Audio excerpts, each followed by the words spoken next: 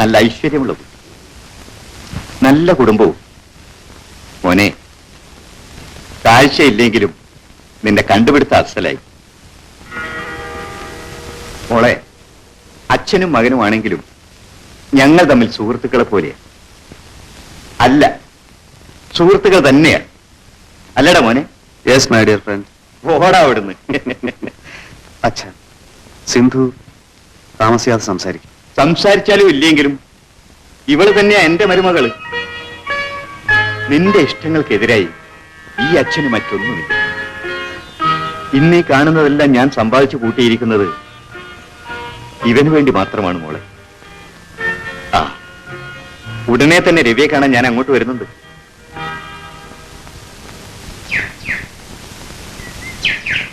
എന്താ ബാലേന്ദ്ര, സിന്ധുവിനെ കാത്തു നിൽക്കാണോ? ഓ പ്രഭ സിസ്റ്റർ, സിന്ധു ഇപ്പൊ വരും. ഞാൻ വരട്ടെ? സിസ്റ്റർ, ഒരു നിമിഷം. ഞാനും സിന്ധുവുമായുള്ള വിവാഹം നിശ്ചയിച്ചു. അറിഞ്ഞു. സിന്ധു ഭാഗ്യവതിയാണ്. നിങ്ങൾക്ക് നല്ലത് വരട്ടെ.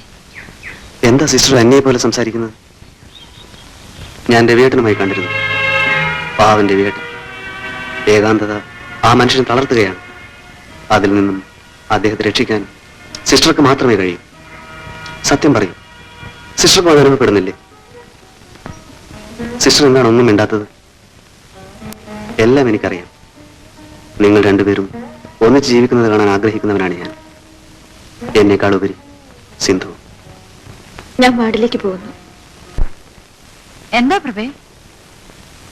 അയാൾ ഇങ്ങോട്ട് വരുന്നു. ആര്? ഞാൻ പറഞ്ഞിട്ടില്ലേ, എന്റെ അമ്മാവന്റെ മകൻ. ഓ, നടരാജനോ? അയാൾ എന്തിനാ ഇങ്ങോട്ട് വരുന്നത്? എന്റെ വിവാഹബന്ധം ഏർപ്പെടുത്താൻ. അതിനായി രവിയേട്ടനെ കണ്ട് സംസാരിക്കാൻ. അത് നീ കൂടെ തീരുമാനിക്കേണ്ട കാര്യമല്ലേ?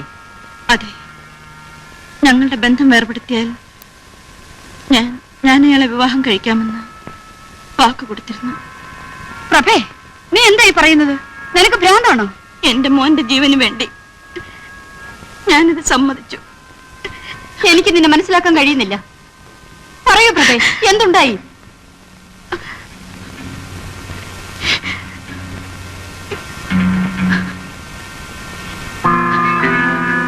അപ്പോ നിന്റെ പാട്ടുകാരൻ ഇപ്പൊ തീരെ വരാറില്ല?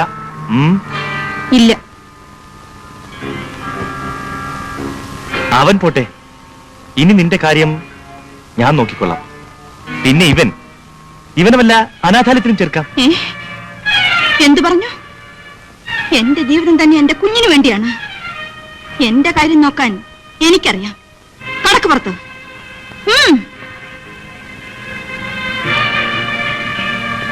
അപ്പോ കുഞ്ഞിനോട് അത്ര സ്നേഹമാണല്ലോ.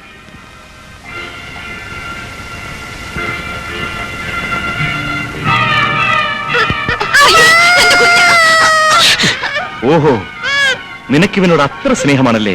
ദൈവത്തെ ഓർത്ത് എന്റെ മോനെ ഒന്നും ചെയ്യരുത്. എങ്കിൽ ഞാനുമായുള്ള വിവാഹത്തിന് നീ സമ്മതിക്കണം. അല്ലെങ്കിൽ ഈ ചുറ്റിയെ കൊണ്ട് ഞാൻ ഇവന്റെ കുരുന്ന് തലയോട് അടിച്ച് തകർക്കും. അയ്യോ വേണ്ട, ഞാൻ സമ്മതിക്കാം.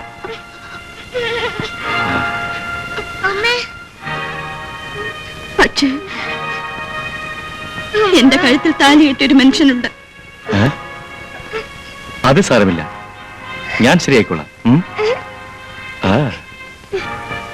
വരട്ടെ.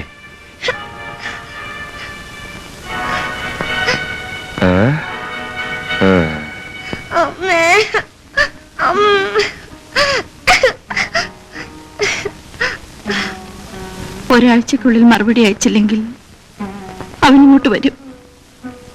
നീ എന്ത് തീരുമാനിച്ചു? എനിക്കൊന്നും അറിയില്ല അമ്മിനി. എന്റെ ഗോപേട്ടന്റെ മറുപടി ഒന്ന് വേഗം വരാൻ പ്രാർത്ഥിക്കും. പുള്ളിക്കാരന്റെ സാങ്ഷൻ കൂടി കിട്ടിയിട്ട് വേണ്ടേ മുഹൂർത്തം നിശ്ചയിക്കാൻ.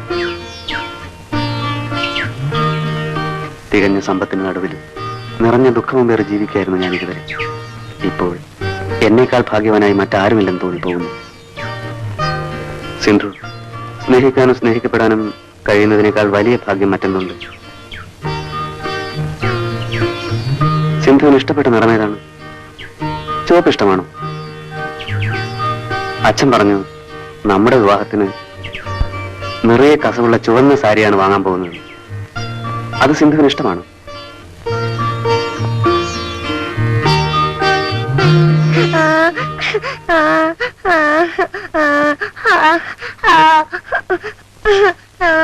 എന്തിനാണ് കരയുന്നത്? എന്റെ പൊന്നു മോനിൽ എന്തിനാ കരയുന്നത്? എനിക്ക് കരിമ്പ് വേണം. അത്രേ ഉള്ളൂ. ഡാഡി ഇതാ ഇപ്പം പോയി വാങ്ങിച്ചോണ്ട് വരാം.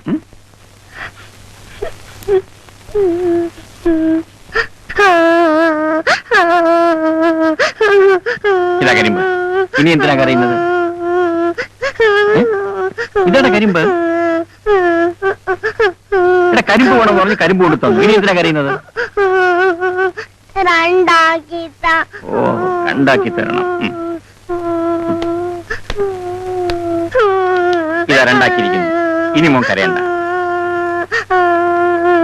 എടാ രണ്ടാക്കി തരാൻ പറഞ്ഞു, രണ്ടാക്കി തന്നു. അതങ്ങ് പറഞ്ഞാൽ പോരെ. അതിന് കരയണോ?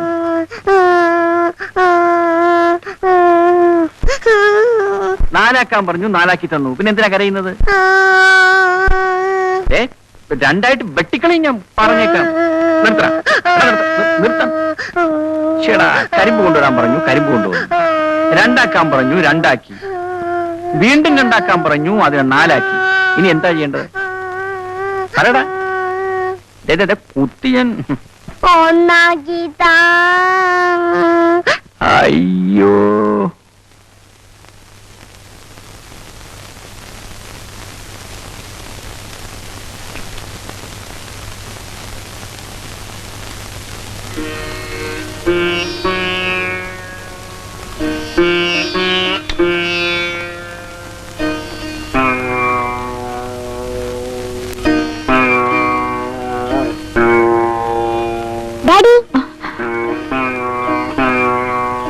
അമ്മേ, ഡാഡി പാട്ട് പാടുന്ന പടമല്ലേ? ഡാഡിക്കന്ന് നല്ല ചമയായിരുന്നു. മോനെ, അത് മോനെങ്ങനെ അറിയാം? പറഞ്ഞതല്ലോ. പറയും മോനെ, പറയും മോനെ. എങ്ങനെ അറിയാന്നാ ചോദിച്ചത്? പറഞ്ഞാമ്മ തല്ലോ? ഇല്ല, ഞാൻ പറയത്തില്ല. അമ്മയുടെ പൊന്നു മോനല്ലേ, അമ്മയുടെ മോന് സ്നേഹമില്ലേ? പറ മോനെ. പറഞ്ഞമ്മ ദേഷ്യപ്പെടോ? ഇല്ല, പറ മോനെ. അത് ഞാന് പിന്നെ